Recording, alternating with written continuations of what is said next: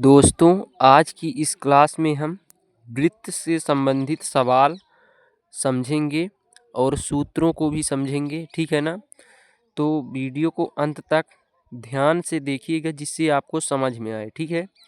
और देखिए, इसमें से हम समझेंगे वृत्त की त्रिज्या क्या होती है, वृत्त का व्यास, वृत्त की परिधि, वृत्त का क्षेत्रफल, ठीक है। वृत्त के त्रिज्य खंड क्या होते हैं, तो इन सब के बारे में समझेंगे, ठीक है। और उसी प्रकार के ये 2 सवाल हैं, तो हल करेंगे। तो वीडियो में अंत तक बने रहिएगा। तो चलिए शुरू करते हैं।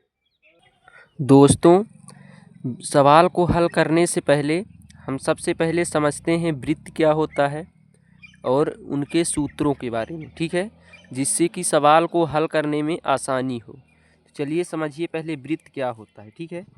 तो वृत्त देखिए, हमारा एक जो निश्चित बिंदु है, ठीक, निश्चित बिंदु से ये जो समान दूरी से जो एक रेखा खंड बनाया जाता है समान दूरी पर चारों तरफ, उसे हम वृत्त कहते हैं, ठीक है ना। तो इसे हम कहेंगे, यहाँ पर इसे कहेंगे केंद्र, ये जो है यहाँ पर इसे कहेंगे केंद्र, ठीक है ना।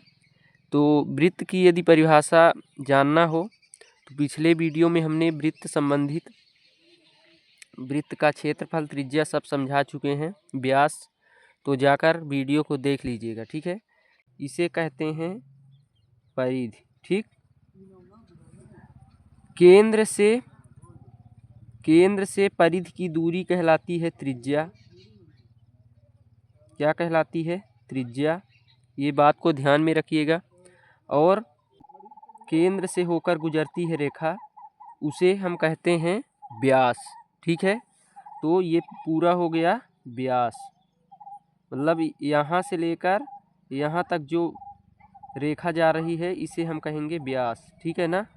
तो इसे हम व्यास कहेंगे। तो देखिए, त्रिज्या व्यास समझ में आ गया होगा। मतलब त्रिज्या आधा होता है केंद्र से परिधि, और इसका दुगुना कर दें पूरा, ये व्यास हो जाएगा, ठीक।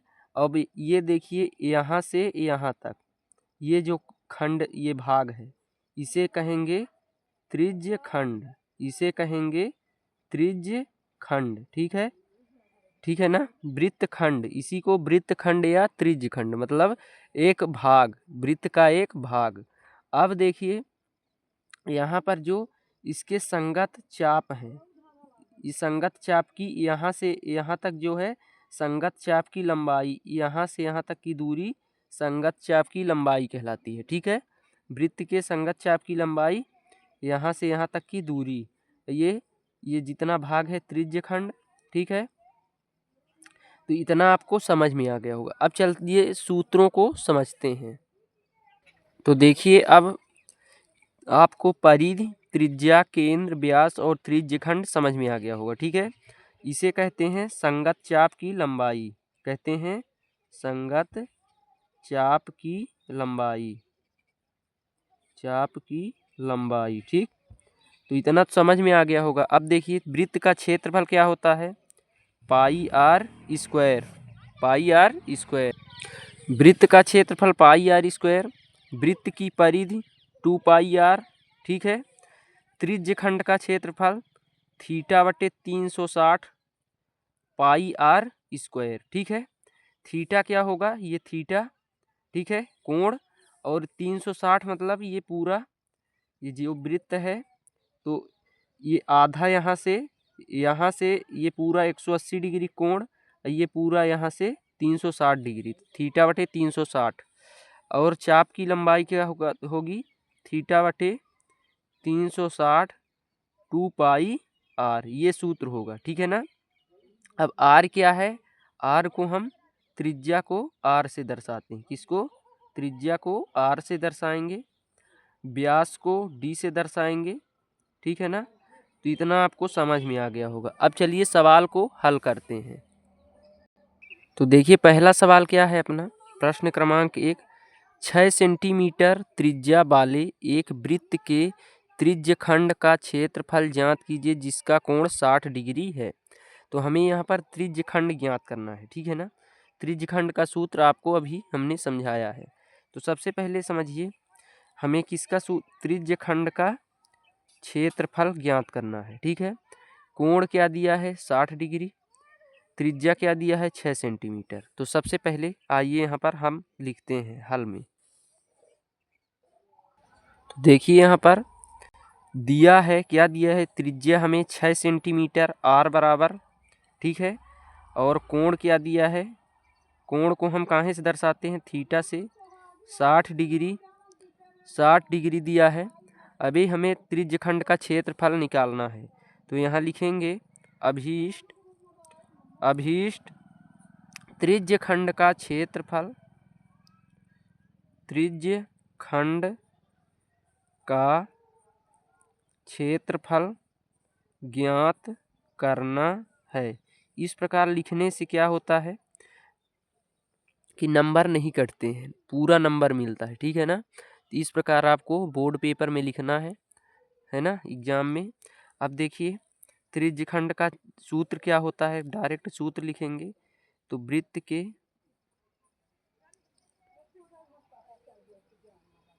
त्रिज्यखंड का क्षेत्रफल बराबर, चलिए अब सूत्र लिखेंगे।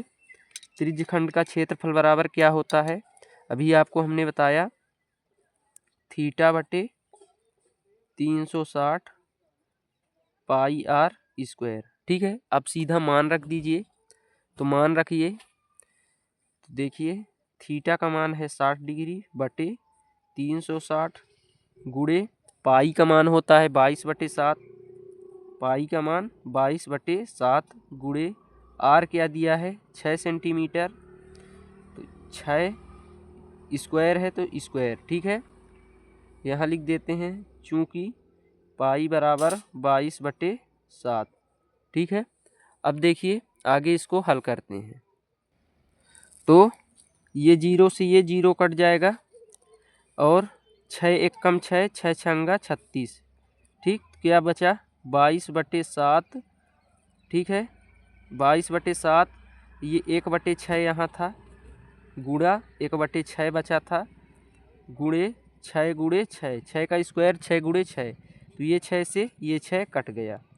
तो अब क्या बचा 22/7 गुणे 6, इसमें गुणा कर दीजिए, कितना आएगा, 2 छक्का 12 की 2 हासिल 1, 2 छक्का 12 1 13/7 सेंटीमीटर स्क्वायर। ठीक है, तो ये हमारा त्रिज्यखंड के क्षेत्रफल का निकल आया, सेंटीमीटर 132 सेंटीमीटर स्क्वायर आंसर। ठीक, अब चलिए दूसरे सवाल को हल करते हैं। अब देखिए दूसरा सवाल क्या कहता है, त्रिज्या 21 सेंटीमीटर वाले वृत्त का एक चाप केंद्र पर 60 डिग्री का कोण अंतरित करता है। तो त्रिज्यखंड का क्षेत्रफल और चाप की लंबाई ज्ञात कीजिए। ठीक है, त्रिज्यखंड का क्षेत्रफल जो हमने अभी ये निकाला है, इसको निकालेंगे, और क्या निकालेंगे, त्रिज्यखंड का क्षेत्रफल और चाप की लंबाई, दोनों सूत्र को अलग अलग निकालेंगे, संगत चाप की लंबाई और क्षेत्रफल त्रिज्यखंड का। तो चलिए इसको भी हल करते हैं। अब देखिए दूसरे सवाल को कैसे करेंगे, उसी प्रकार लिखेंगे। दिया है त्रिज्या r बराबर 21 सेंटीमीटर, ठीक, कोण क्या दिया है, थीटा बराबर 60 डिग्री, इसमें भी दिया है। तो अब क्या लगाएंगे, अभीष्ट लिखेंगे, अभीष्ट त्रिज्यखंड का क्षेत्रफल और चाप की लंबाई